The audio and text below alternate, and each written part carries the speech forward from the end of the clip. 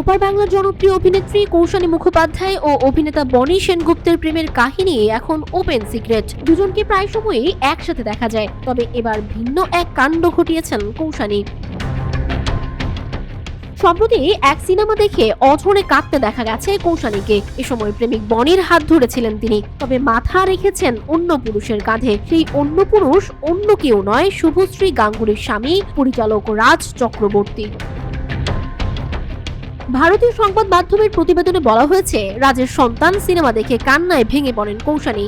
এ সময় রাজের কাঁধে মাথা রাখা প্রেমিকার হাত আঁকড়েছিলেন বনি। সাংবাদিকদের অনুরোধ করছিলেন ছবি তোলা থেকে বিরত থাকতে। গেল শুক্রবার মুক্তি পেয়েছে সন্তান।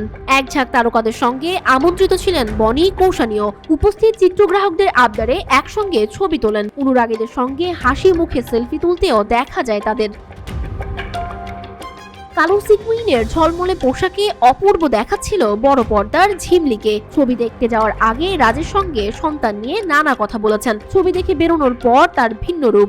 আবারও রাজের মুখোমুখি তিনি। তখনই নিজেকে আর সামলাতে পারেননি কৌশানী, কান্নায় ভেঙে পড়েন। ছবিতে মা বাবার সঙ্গে এই প্রজন্মের দূরত্ব দেখিয়েছেন রাজ, তবে কী কারণে কেঁদেছেন তা জানাননি অভিনেত্রী।